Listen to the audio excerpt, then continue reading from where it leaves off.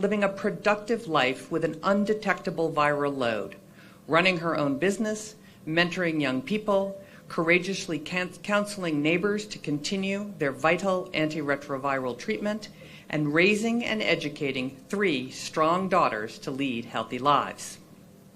Stories of Kenyans like Dan, who has remained HIV negative with the help of pre-exposure prophylaxis, who has been a faithful companion and a friend to his HIV-positive girlfriend, and who has become an activist for PrEP, promoting sound decision-making among youth in his community. Stories of Kenyans like Joyce, who has bravely overcome gender-based violence and is socially, educational, and economically empowered to be more resilient as she leads her community and champions the rights of the vulnerable. Stories of providers like Dr. Isaac, who has been a partner for 2 decades, dedicating his life's work to rewriting the stories of pediatric HIV patients like Joylene and Aaron, both of whom now work for the very programs that altered the course of their lives, giving the gift of hope to others. Stories of Kenyans like Alice, who was supported to prevent transmitting HIV to her children during pregnancy and breastfeeding, spending the last decade counseling hundreds of other mothers in prevention of mother-to-child transmission methods, to share the incomparable gift of healthy babies.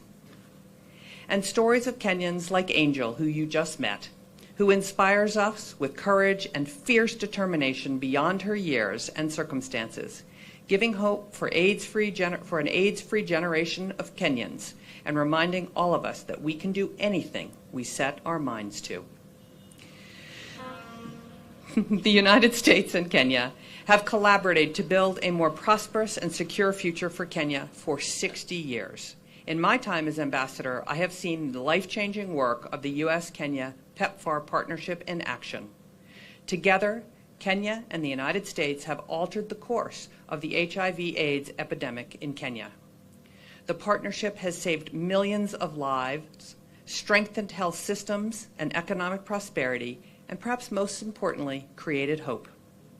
With over 1 million Kenyans on daily life-saving HIV treatment, and 94% of them have successfully suppressed the virus, I can confidently say Kenya is on the cusp of epidemic control. However, our mission is not finished. I hope all our partners continue working together to do what was previously seemed impossible, eradicating HIV/AIDS as a public health threat in Kenya by 2027. I like to say that success happens when good people with good intentions cooperate and work together over a shared area of interest. Teamwork matters. Kenya needs your know-how and your drive. Kenya needs the private and public sectors to continue to cooperate. Kenya needs a sustainable plan. The United States has already done the impossible, landing a man on the moon and bringing him home safely. Let's do it again, this time a little closer to home. Now, before I close, I want to appreciate the Kenya National Library Service for hosting us today and for displaying the PEPFAR 20 stories of hope to exhibit all through the next month and inspire a new generation of Kenyans. Asante sana.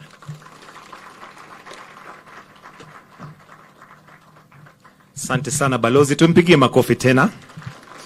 At this point, Your Excellency, I'll now call upon the Cabinet Secretary for Health, Ms. Susan Nakumicha, to give her remarks and in turn invite His Excellency, the President. Welcome.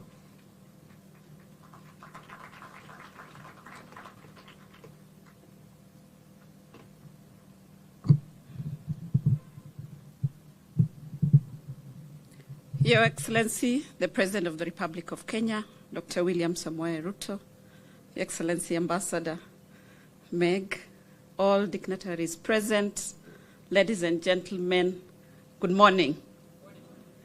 I am very happy, Your Excellency, that you found time to be here with us as we celebrate PEPFAR at 20. I would like to begin by introducing some of my team members who are here.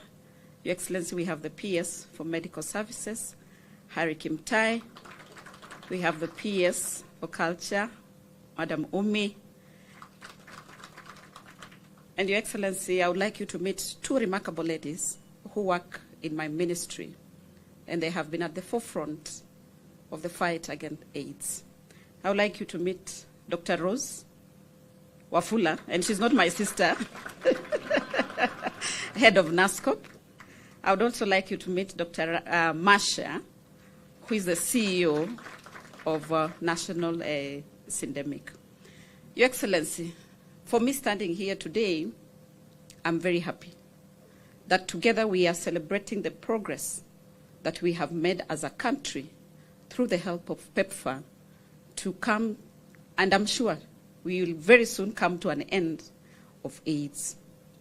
Your Excellency, I am yet to see a global partnership model that has worked like this one.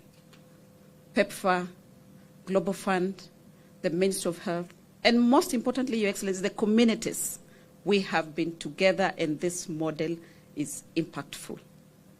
As a country, we have over 1.4 million people living with HIV/AIDS. But the success of this, Your Excellency, and the good story is that over 95% are on treatment. And those are not just figures, Your Excellency. You have just met Edna, a success story of what PEPFAR has done. And what she forgot to mention to you, Your Excellency, that when she began her journey, the number of drugs that she had to take, the ones that were at 30,000, it was a whole load of about 10 tablets. But through PEPFAR, that has come down. It came to a single tablet, and now to an injection that is being given after 3 months. We actually lost many people because of the load of drugs that they had to take. So, Your Excellency, I am so happy that PEPFAR is doing this with us. And it also takes me back a personal story, Your Excellency. When I was joining college, I only got 2 advices from my parents. One from my mother, who told me, do not come back pregnant. And the second advice from my father, who was a policeman, and he said, I do not want you to come back in a plastic black paper bag.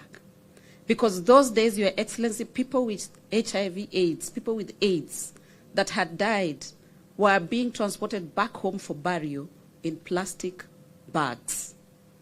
It was horrifying. It was terrible. Your Excellency, the beauty of that story is that when I was sending my own daughter to college, I could not tell her that. Because PEPFAR has been with us, people are on treatment, and you can no longer say that don't come back in a paper bag. In fact, it takes effort for you to describe what AIDS looks like. So at a personal level, I want to thank you, PEPFAR. That PEPFAR has actually taught us that you can break political barriers, break economic barriers, break technical barriers, and break structural barriers to impact on lives of people. Your Excellency, through your guidance on this journey, many countries committed to ending AIDS, especially in children, by 2030, but you gave me a warning and you said it must be done, that as a country, we are working towards ending it in 2027. My team here knows, when you direct, I equally exact the pressure downwards. And they are aware that we are working towards ensuring that by 2027, we ensure that we end AIDS in children. I would like to take this opportunity to invite all of you to the World AIDS Day that we are going to be celebrating in Meru County on Friday. Please come as we celebrate PEPFAR. At 20, we also celebrate the progress that we have made in the HIV/AIDS space on that day in Meru County. With those very few or many remarks, I would like us to be upstanding. And please, a round of applause for His Excellency, the President. Clap until he gets here. Thank you very much. Welcome, sir, and karibu sana. Thank you very much, Susan. Please, let's take our seats. Your Excellency, Ambassador Meg Whitman, Deputy Governors present here, my CS, Susan Akumicha, and your team, the great heroes that we celebrate today, dear Kenyans, good morning. Or is it afternoon? Good afternoon. Hamjambo? Asanteni sana. There are many instances in the history of Kenya's bilateral and multilateral engagements where partnerships have achieved tremendous positive change in the form of policies, programs, and projects. On the other hand, there have been fewer instances where such partnerships have translated into direct, personal, feasible transformation in the lives and well-being of people in terms of ending suffering, reducing the number of deaths, and prolonging the lives of millions of people who might otherwise have faced high risk of agonizing early death. Kenya's partnership with the United States of America through the US President's Emergency Plan for AIDS Relief, PEPFAR, is one of these very rare partnerships. Indeed, it is amazing what PEPFAR has been able to achieve. In fact, as I sat here and listened to what PEPFAR has done, and when I went through the numbers and the notes and what has happened over the last 20 years, and looking at what the decision of one person somewhere very far from us has changed the course of history and made a deadly pandemic into a celebration today. That today we are celebrating a great partnership. If HIV was what it was, this would not be a celebration. This would be something else. Until about 20 years ago, HIV/AIDS went through and ravaged the households and communities of this nation in a deadly rampage that left behind many people dead, others suffering agonizing illness, thousands of orphaned children, with many also infected with HIV, and vast socio-economic devastation. In fact, as I listened to Edna, as I walked in here, I mean, she represents something short of a miracle. The intolerable stigma that haunted infected and affected persons and their families was a huge barrier to access in terms of essential medical and social services, from public, private, as well as within even our societies. Those affected confronted their troubles by themselves, abandoned, neglected, or sometimes wholly forgotten. This country lost millions of people in this manner. And for a while, it looked like the HIV/AIDS problem would wipe out much of our productive population, robbing the economy of workers and families of breadwinners. The government faced very serious resource constraints in its efforts to pull back people from the edge of graves, families from the brink of ruin, communities from the cusp of disintegration, and the economy from the verge of collapse. Serious support was urgently needed in order to raise the level of necessary intervention on an effective scale. This support came in the form of the President's Emergency Plan for AIDS Relief, which committed more than US dollars 110 billion of American taxpayers' money to the fight against HIV/AIDS in more than 50 countries globally. And it's important for me to repeat it, that President George Bush committed 110 billion US dollars of American taxpayers' money to help support millions of people globally.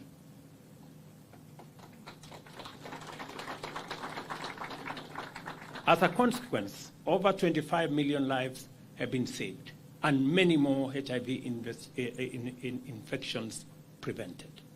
In Kenya, PEPFAR has channeled over US $6.5 billion since 2004, with the latest allocation being over $346 million US for financial year 2023-2024 and US $327 million for the year 2024-2025. As a result, and again, let me say, this is American taxpayers' money committed to assist our citizens in Kenya.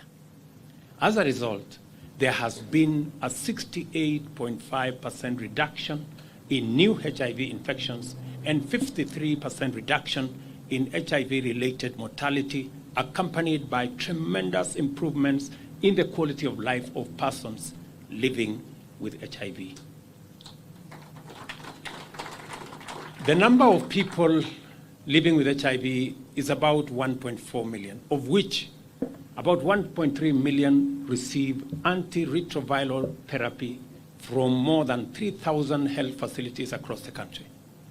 This number includes over 48,000 children, as well as 55,000 breastfeeding mothers on HIV treatment. For millions of Kenyans, therefore, infection has not only ceased to be an agonizing death sentence, people actually remain productive, living as normal members of our community, free of stigma and enjoying a high quality of life. I was moved by the statements of Edna. I want to celebrate Joyce for what you're doing. When I listen to Joyce here, she deserves a better hand of applause.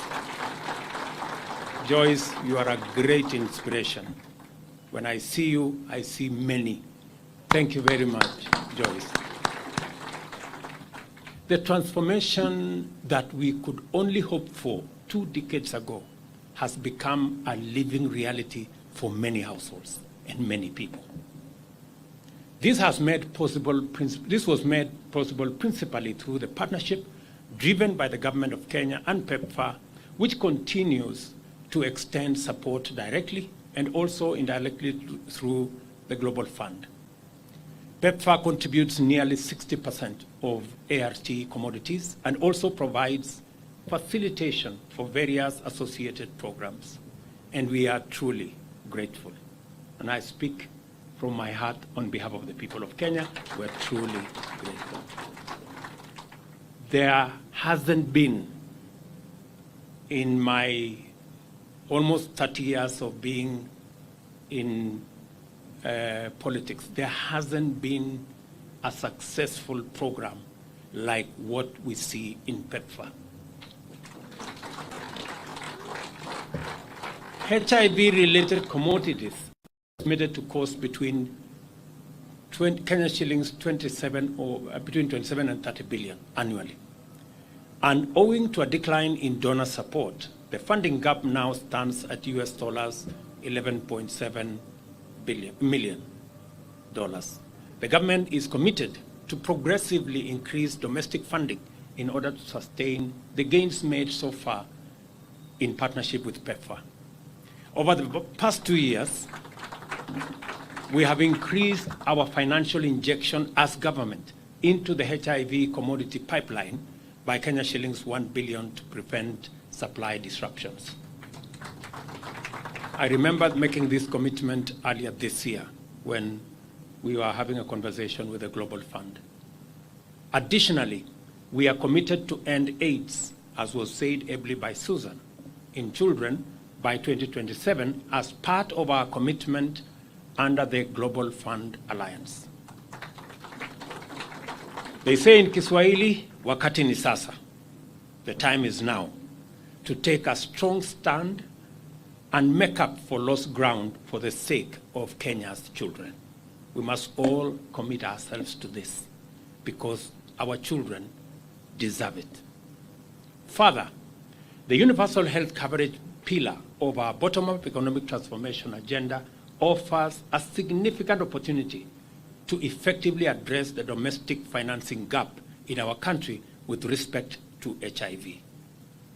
I call on all the stakeholders to embrace this opportunity and make their contribution to a transformed and sustainable national HIV response as we do it globally for all our health sector. The conversation that is going to ensue shortly in Kenya is how we are going to fund our health requirements sustainably. And the biggest thank you we can give to those who have supported us, like PEPFAR, is to figure out, as Kenyans, how we can deal with the challenge of financing, how those who are able can do more to support those who are not able. For the first time in the history of our country, the health plan that we have will not only serve those who can afford, it's not going to serve not just to those who can pay, but for the first time, we want even those who cannot pay for government of Kenya to pay for them to make sure they too can access healthcare. Providing health for government is a constitutional imperative. It is not a choice that we have to make. We just have to figure out how it's going to happen. The health program that we have been running has excluded others. If you didn't have money to pay for NHIF, you didn't have money and therefore you didn't qualify. But under our new plan, those who are indigent, those who cannot pay, the government of Kenya is going to make sure that everybody has a health insurance card and make sure that they can access health. And secondly, we have also in our new plan removed all the exclusions that used to limit access to health facilities by especially those who are vulnerable in our community. Many people would go to hospital and they are told, oh, you know, your card has now exhausted your limit. In our new plan, there are no limits anymore. We have made sure that progressively, so long as you need medical attention, you will get medical attention. So long as you need medical treatment, you will get medical treatment. And I want to persuade us as a community of Kenyans to begin to appreciate that this is something we must do together. You have seen how the partnership between the US and the Kenya government and all the civil society and other stakeholders has achieved in the fight against HIV and AIDS. We can do it even more if we have a collaboration between government, private sector, and everybody else in between to make sure that we deliver on our new health plan. Today, we are able to look into the future with confidence because we stand on the firm foundation laid in collaboration with PEPFAR over the past 20 years. We are highly grateful to the US government. Ambassador, we are grateful to the US government for their partnership that has changed the fortunes of our nation. Such strong show of solidarity is highly appreciated, and we do not take the friendship and support for granted. Today, therefore, is a day to celebrate our historic achievement under a truly transformative partnership. Thank you very much, PEPFAR, and congratulations for many wonderful achievements. On behalf of the people and government of Kenya, I convey a heartfelt thank you to the American people, to PEPFAR and leadership, and to all the other partners, activists, civil society groups, those who have made this program succeed. A very big thank you to all of you. And your contribution, in whatever small way, in whatever major way, is truly appreciated. We have this success because of the collaboration and because of the partnership. I look forward to working with many of our partners, the US and others, PEPFAR, Global Fund, and other organizations, even as we figure out and as we consolidate our plan on universal health coverage. As Kenyans know, we've had a conversation around universal health coverage for many years. This time, we have to deliver on it.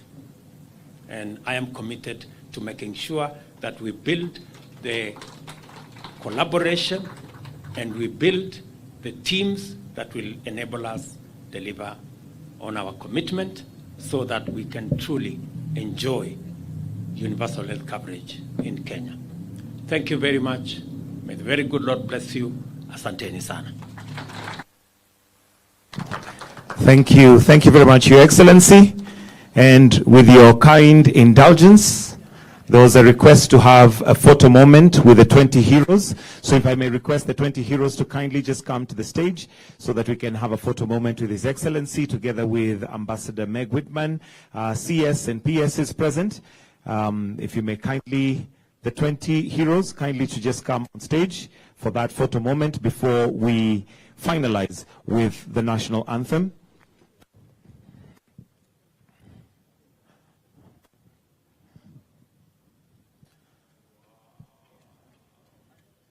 If we can kindly tuharakishe kidogo ili tuweze kujipanga.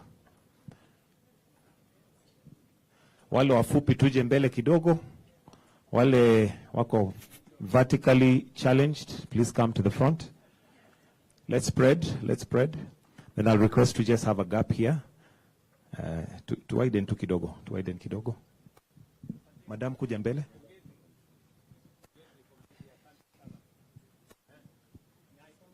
Kindly let's take our seats. Please let's sit down.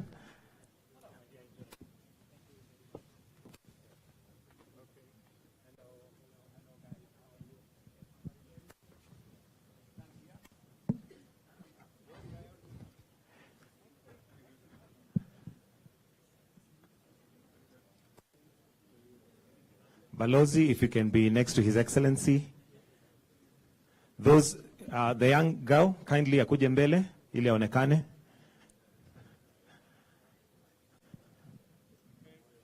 Your Excellency, if you can just step forward a little bit. Yeah.